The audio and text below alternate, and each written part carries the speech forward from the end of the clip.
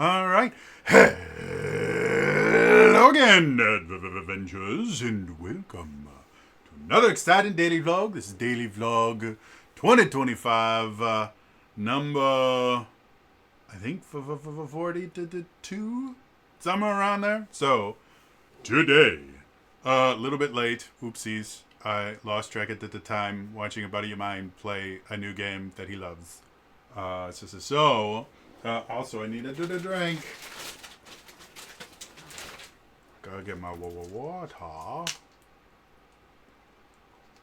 right, so I don't know if we can call these big announcements, but a couple TTRPGs that I've been following for a little while now are both coming out pretty darn soon. Today we officially got, or today or yesterday, I can't remember which, we officially got a release date for Daggerheart, which is the new TTRPG from Darrington Press, which is the publishing arm of Critical Role. So the Critical Role folks created a second TTRPG. They already created one in Candela Obscura. I own it. It's great. I love it. Daggerheart, Candela Obscura is a much kind of more short form style TTRPG where it's made much more around like one shots and little mini campaigns and stuff like that. It's not really designed to be super epic long. Daggerheart in and of itself, it's a high fantasy style game. It's not quite as like lengthwise as far as campaigns are concerned. It's not going to be like D&D, where you can play the same campaign for 7 or 8 years if you're going all the way from 1 to 20. It only goes from level 1 to 10, but it's much more robust than Candela Obscura. And the official release date for it is May 20th, I believe. If I'm wrong on that, feel free to correct me in the comments down below. But I believe it is May 20th. So that in and of itself is really cool. Matt apparently was doing a fireside chat or something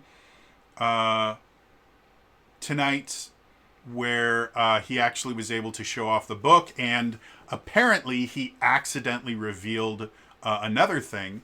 In the book, as far as I can tell, and this is me basically just gleaning information off of a like 1 minute or 2 minute long clip that Darrington Press shared on to Twitter. I wasn't watching the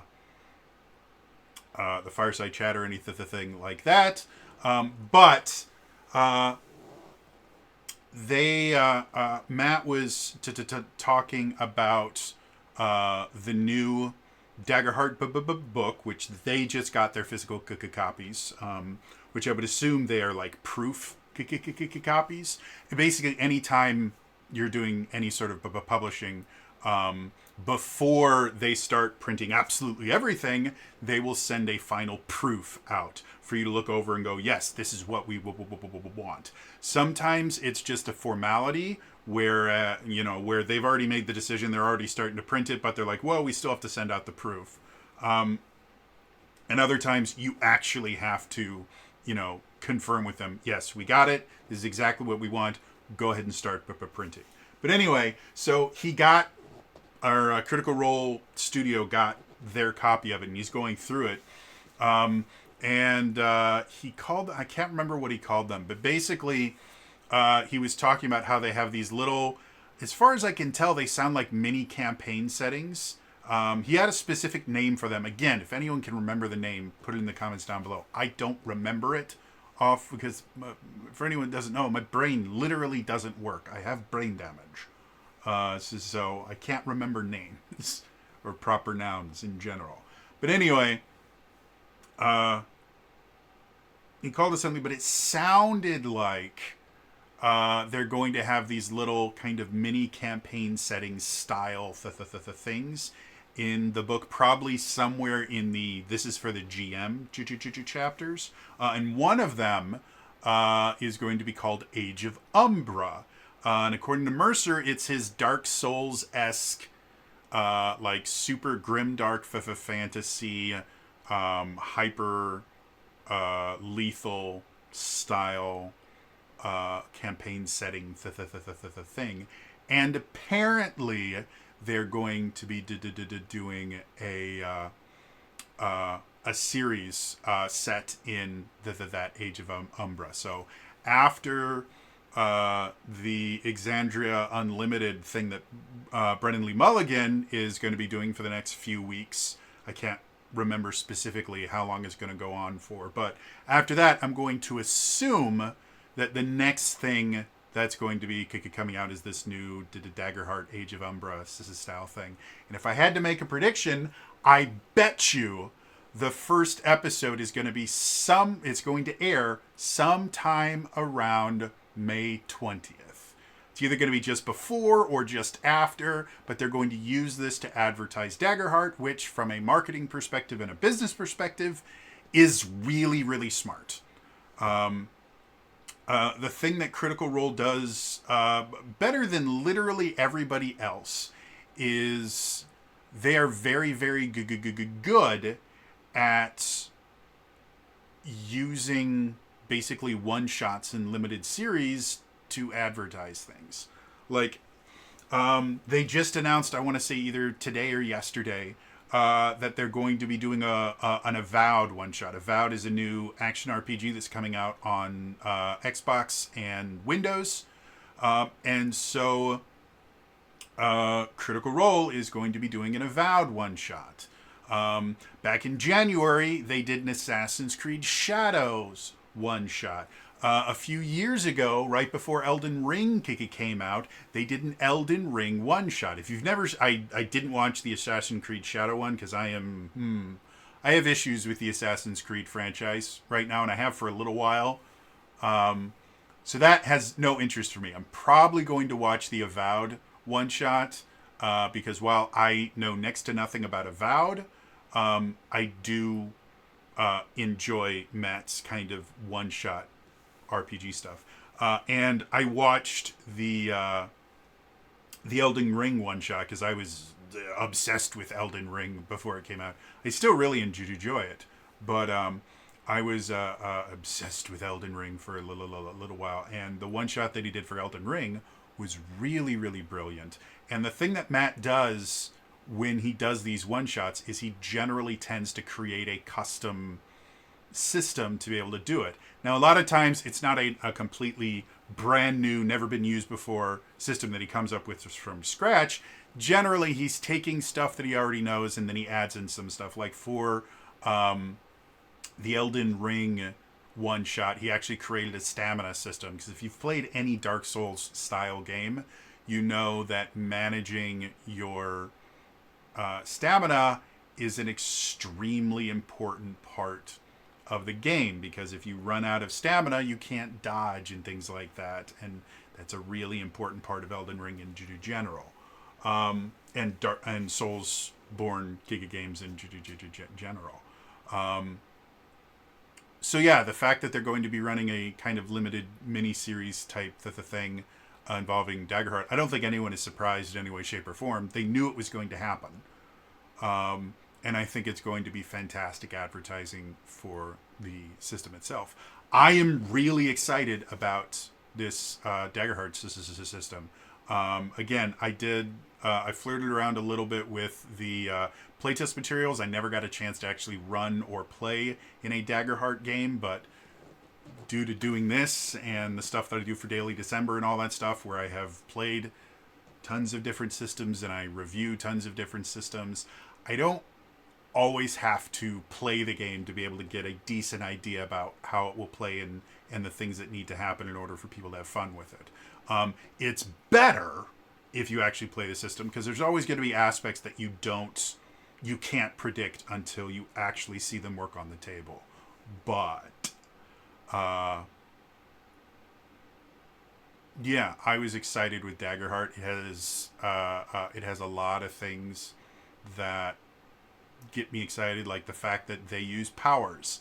Like, I don't know what they call them in Daggerheart, but it's basically they're using the 4th edition powers style things for each of the character classes, where you get a collection of different powers, and as you build your character, you get to pick from that list to create your specific character. And it's one of the things that I love about D&D 4th edition. It's one of the things that I love about 13th Age, is just how well... It's one of the things that Draw Steel has gotten me excited over, is just how well a system like that works, where instead of having a list of class features that all of anyone that plays that class is going to have, you have this kind of like order board or a la carte board, where it's like, okay, at level 1 you can choose from these 6 different abilities and you can choose 2 of them. Well, that means, you can have 2 people playing the exact same character, exact same class, exact same subclass, and still having very different characters, which 5th edition doesn't do.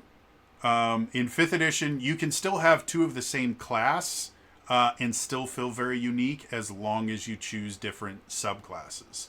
And with a combination of feats and subclasses, you can build just about any character that you want in 5th edition to D&D. So I'm not saying that it's limited or anything like that, but 4th edition does it better. You can have like 4 characters that are playing 4 players that are playing the exact same class, and all 4 of them will play very differently to a point. They'll still, like, if they all pick defenders, they'll still all be marking and stuff like that, but through the choices of different powers and different weapons and things like that, it really is a lot of fun. Like, I absolutely enjoy it. So yeah, Daggerheart I'm super, super excited about. The other thing that kind of creeped up on me, with me just completely forgetting about it, a while ago I mentioned that there is a Final Fantasy 14 TTRPG in development. They actually had like starter sets that they sold, I think, last summer. And every time that I tried to get one, they were sold out, and so I never got them. Well, the actual full release of the core book is actually happening, according to the Square Enix store, it's happening at the end of February. I think they say February to 28th, which is also the last day of February. So it's a very good chance that they just put that in as a placeholder, and it might move and stuff like that. It even says when you pre-order it, date is subject to change. So I can't guarantee that it's coming out in the end of February. But officially, on their website right now, it says February to the 28th. I have my pre-order in, so I'm not going to run into the issue of, they're sold out, like happened with both the starter sets for me. So yeah, I'm excited about that coming out. I've been playing Final Fantasy XIV since just before Heaven's Words, just before the first major expansion. I think I started like 3 or 6 months before it launched. And I love everything about it.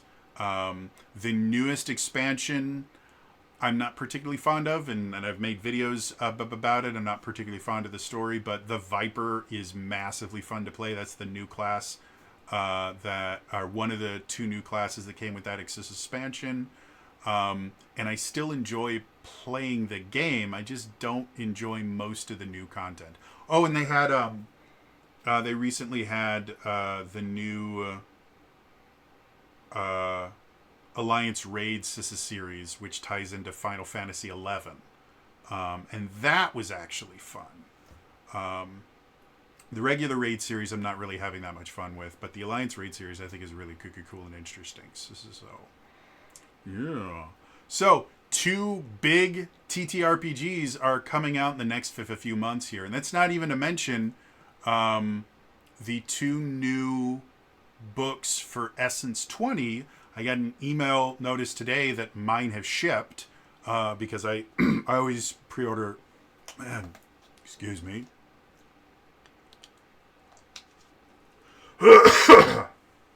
Excuse me, sorry about that. So, I got notices that both of my new Essence 20 books have shipped. The Shattered Grid one and the Techno Organic one. The physical copies have shipped. I already have the digital copies. But yeah, super excited about that stuff happening too. So there's there's a lot of stuff going on right now for tabletop RPGs, which is cool and fun. I'm hoping to get another in-depth review recorded tonight. You guys will have to stay tuned to find out exactly what it is that I'm in-depth reviewing.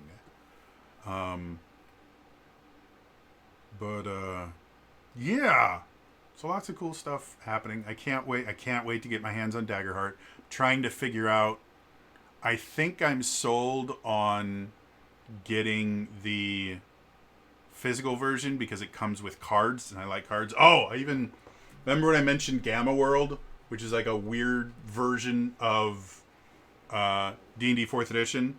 Well, I finally got my Gamma World cards. These are all the different power cards for Gamma World. So I'll just pick one out at random. Like Omega Force Pike. So this is a weapon. Up here, see if I can get it to focus. Can you do that? There we go. Kind of. Well, it was almost not good. Anyway, it's a two-handed melee weapon. It has an encounter force power. One creature, level +8 versus AC. If you hit, it does 3d8 plus strength modifier plus twice your level of force damage and ongoing 5 force damage save end. And the second level character can salvage the force pike. It becomes a heavy two-handed melee weapon. Strength con +2 activity. TD. Yeah. So it's just like, this is the stuff. And I love cards for RPGs and stuff like that. Like, I think it's super, super fun and interesting. And yeah. So Daggerheart has a card system.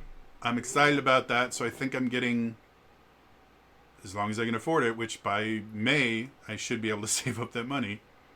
I think about getting just the regular core edition because there's no way I can afford $150 for a book. It's just not something I can do. But I can afford, I think it's like $60 for just that and then the cards.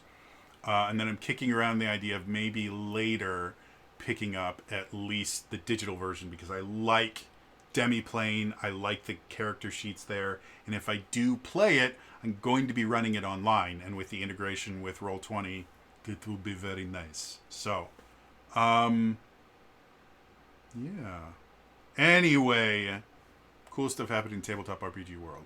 It's all for me today. I will see you guys next time. All right? Bye-bye.